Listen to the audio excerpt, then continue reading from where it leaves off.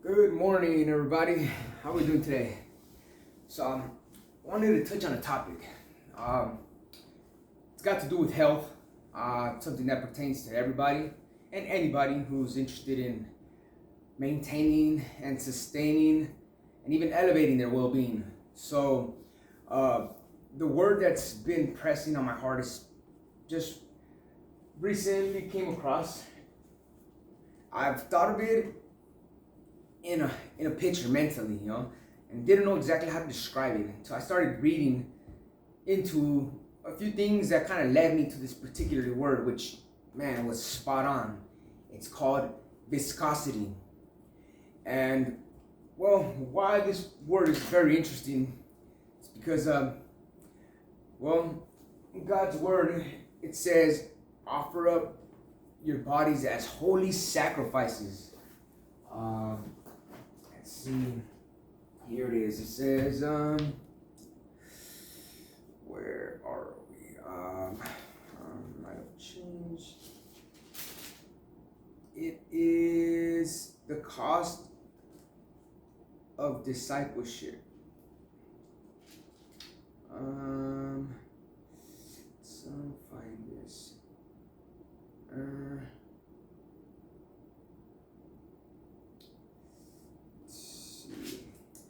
Okay, I'm just kind of jumping into this. My first time kind of going about this, so bear with me. So I'll go about it again. Matthew's 8:18, the cost of discipleship. And how's it go? Let's see. It says, when Jesus saw great multitudes about him, he gave a command to depart to the other side.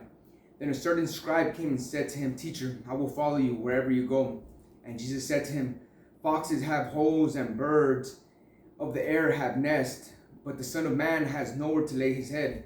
Then another of his disciples said to him, Lord, let me first go and bury my father. But Jesus said to him, Follow me and let the dead bury their own. So it's not exactly the, let's see. Kind of read a little farther into this.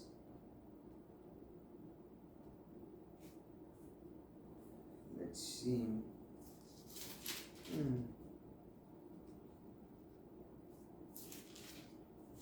I have to go back. So I elaborate more on that topic. I gotta go back and gotta start using them sticky notes so I won't get lost. But back to what I was saying. Pretty much, it all began with fasting, right? With fasting, I was looking into what to eat and why I should find motivation in eating what I did choose to eat.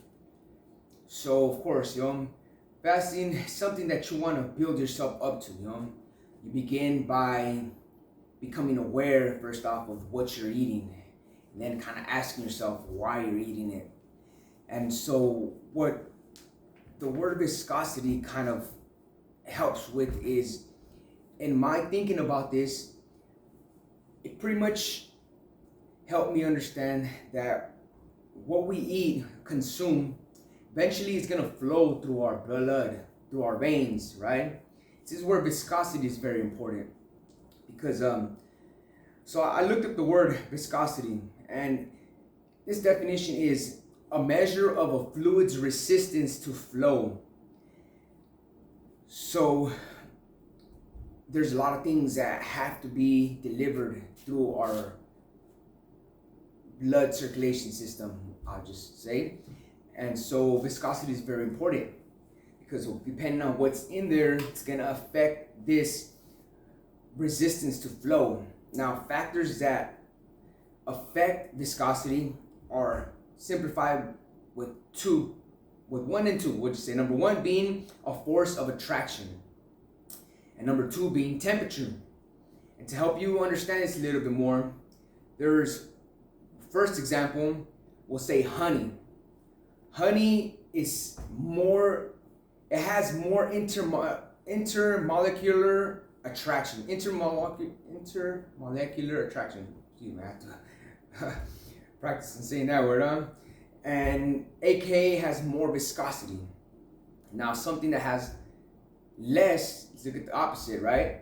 Let's say water equals less intermolecular attraction. You know?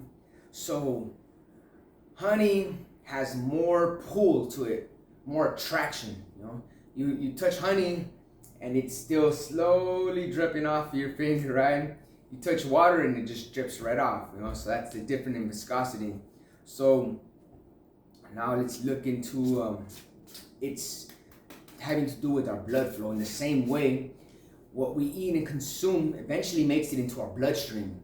So we have to be, let's just say, more attentive to what we're consuming, because what we're consuming is adding to the viscosity of our blood, whether it will have more viscosity or less viscosity. Of course, both are good, just has to be there a balance. There has to be there a flow, we'll say, you know. So too much viscosity can be bad, and not enough can as well not be good, you know. Now I have to look into this a lot more just so I can get more detailed on it, but just overall, that's the topic I wanted to touch on, you know. So we can be a more understanding that we want there to be, I would imagine, a balance. Why? Because we want there to be the ability for our blood to pull what its intent is to deliver, and as well pull what its intent is to how can I say this, pretty much remove out of the body and take out, you know. So another factor that can help us with this is, let's just look at our mornings, right? I woke up this morning, y'all, took a shower, and while I was thinking about it, I'm washing my face, and I'm like, hey, look at my eyes. Well, I don't look at my eyes because that's very difficult to do. I say impossible unless you have a mirror. But yeah, so I touch my eyes, and usually you have to clean out the little eye boogie, I'll say, that's, you know, sometimes in our eyes, you know. So just so you understand what does travel through our body, you know. And sometimes it's soft, other times it dries up and it gets real hard.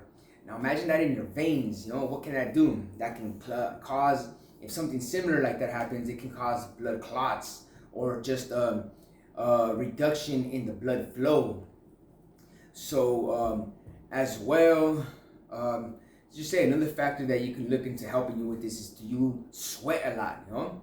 If you don't sweat a lot, I would say there has to be, again, in those pores, something that's as well blocking it, you know. It's clogged, in other words. And so, you know, I think again, looking at the two factors that affect viscosity: force of attraction, temperature, you know. So let's just say a lot of us consume a lot of cold drinks, and you know, I mean, we don't think nothing of it, right? Cold drinks, oh man, something cold is really good, refreshing, you know, cools you down, especially if you've been outside in the hot sun or just doing a lot of heavy work, just quenching. At least that's the idea that we plant for ourselves in our mind, right? But in terms of viscosity, I imagine now, let's just say heating up, let's just say we heat up water, right? Water, it stays, I would say, still with less viscosity, you know, it still flows. Whether it's hot or cold, water's gonna flow. Now honey though, you know, honey's really thick and flows real slow. But when it's heated up, I know this because I make myself tea and I like to put honey in my tea. So once it's heated up and I stir it, I see it just flow, you know. It gets unstuck from the bottom of my container. Because when I first pour in the honey, which I like to do first, you know, pour in my honey, see how much honey, you know, measure the honey I'm consuming. But I know once I put in the hot water, it breaks it all down and it just mixes in with it, you know, and boom, it's in other words, not dissolved, but it's mixed, right, with water. So I'd imagine in the same way, you know, in our bodies, you know, we consume cold drinks. So what can that do to our blood flow, you know? It could depending on what's in our blood, right? Of course, if we have, let's just say, look at a for example, right? Let's just say butter. Butter. Obviously, when it's cold in the refrigerator, it's hard, right? It's you can cut off a chunk and put it on your pan and let it melt. When heat's added to it, it gets hot. So imagine if in your veins there's butter. Well, for example, right? Because obviously whatever we consume does make it into our bloodstream. So what if these butter molecules, I refer to them as, are in our blood flow and in our bloodstream, better said. And so if I'm consuming cold water, what can that do to the butter, I can cause it, I would say, to reharden, or not to flow as easily, right? Its viscosity would be, in this case, increased. It would have more viscosity, meaning that it wouldn't flow as easily. So again, I think it'd be another factor that can affect the blood flow in our bloodstream. So with this said, thinking about consuming hot drinks, hot drinks can be more helpful, I would say. And of course, we have to also look at what we're putting into this drink, because just like that butter, and for example, I would say sugar, sugar. When you add, let's say, hot water to it, what happens to it? It dissolves. But when it's in cold, let's just say cold environment, well, pretty much we haven't added no water to it. It's just sugar. It's hard, it's hardened, right? That's how come we could grab it or not grab it, but scoop it and put it in our drinks. So in the same sense, in our bodies, let's just say we're consuming hot drinks, I'd like to think that it'll help our blood flow. It'll help the temperature within us. Of course, we know our body regulates the temperature, but of course, whatever we consume somehow makes it into our bloodstream. It flows through the filters as well in our bodies. We know, kidney stones are caused because you're consuming a lot of something, a lot of something that's being built up in your kidney stones, which is a filter, so that means that whatever is passing through our kidneys, its viscosity must be